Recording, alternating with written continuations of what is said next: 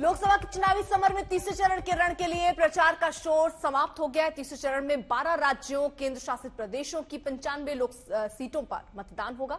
Voting 7 मई को होगी। तीसरे चरण में अमित शाह, डिंपल यादव, अधीर रंजन चौधरी समेत कई बड़े सियासी दिग्गजों की किस्मत का फैसला होगा। तीसरे चरण में यूपी की भी 10 सीटों पर मतदान होने हैं, जबकि गुजरात की सभी सीटों पर इसी चरण में चुनाव है।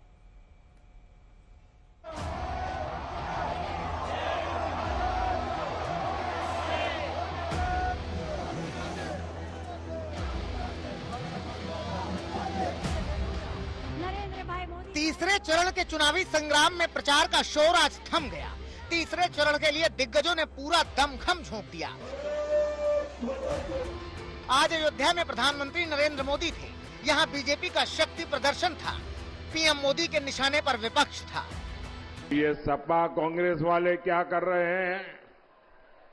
ये चुनाव लड़ रहे हैं अपने भविष्य के लिए, अपने बच्चों के भविष्य के लिए।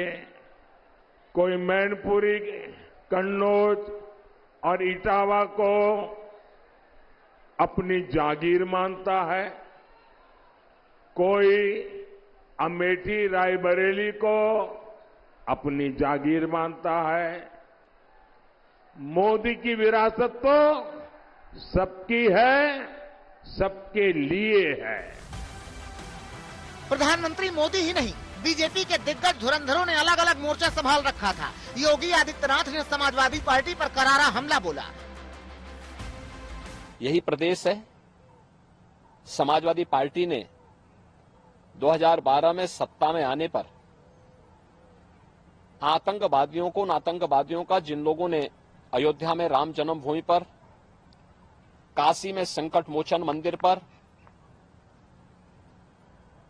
अयोध्या, वाराणसी और लखनऊ की कचहरियों पर और सीआरपीएफ कैंप रामपुर पे हमला किया था, उन आतंकियों के मुकदमों को बेशर्मी के साथ वापस लेने का कुत्सित प्रयास किया था। उत्तर में प्रधानमंत्री और मुख्यमंत्री ताबड़तोड़ प्रचार कर रहे थे, तो दक्षिण का दुर्ग गृह मंत्री ने संभाल रखा था। उन्होंने यहाँ भाषा का मुद्दा उठाया।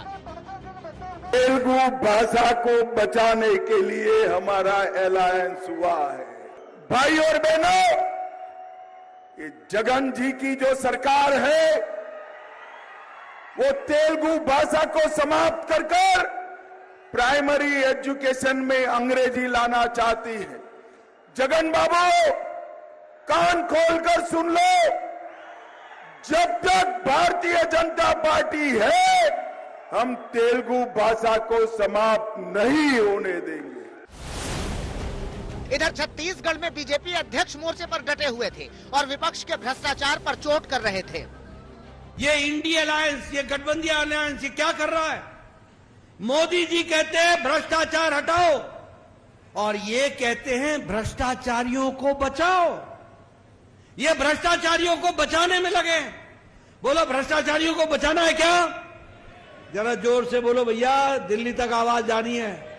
बचाना है क्या?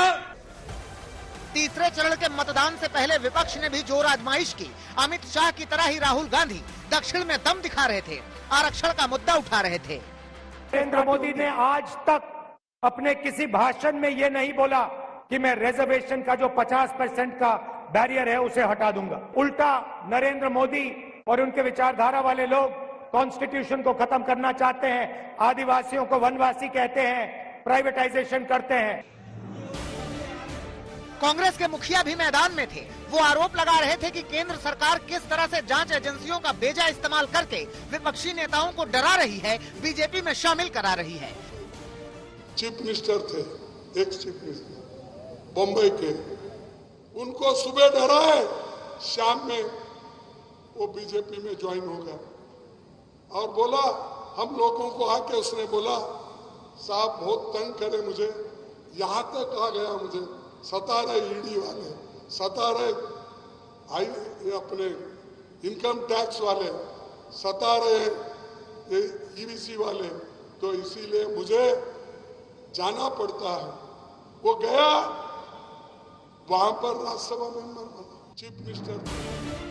मल्लिकार्जुन खड़गे कांग्रेस के पूर्व नेता और महाराष्ट्र के पूर्व मुख्यमंत्री अशोक चौहान का जिक्र कर रहे थे।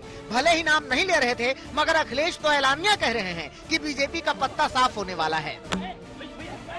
7 तारीख का चुनाव और जो वोट पड़ने जा रहा है तीसरे चरण का, ये भारतीय जनता पार्टी को 7 समुंदर दूर फेंक देगा। ये चरण उनका सफाया करने जा रहा है। बता दें कि तीसरे चरण में 7 मई को 12 राज्यों और केंद्र शासित प्रदेशों की 95 लोकसभा सीटों पर मतदान होगा। तीसरे चरण में असम की 4 सीट, बिहार की 5 सीट, छत्तीसगढ़ की 7 सीट, मध्य प्रदेश की 9 सीट, महाराष्ट्र की 11 सीट, दादर नगर हवेली और दमन दीव में 1-1 सीट, गोवा की 2 सीटें, कर्नाटक की 14 सीट, जम्मू कश्मीर की 1 सीट, पश्चिम बंगाल की 4 सीट, गुजरात की 25 और उत्तर प्रदेश की 10 सीटों पर वोटिंग होनी है। तीसरे चरण में गृह मंत्री अमित शाह, अधीर रंजन चौधरी, डिम्पल यादव और दिग्विजय सिंह की किस्मत ईवीएम में कैद होगी। 2 आजमाइश सभी दल कर रहे हैं। देखना होगा कि जनता जनार्दन के मन को कौन भाता है। आज तक ब्यूरो।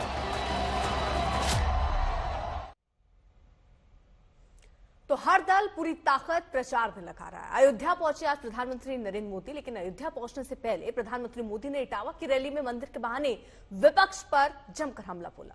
मोदी ने कहा कि कांग्रेस ने राम मंदिर प्राण प्रतिष्ठा का न्योता तक ठुकरा दिया।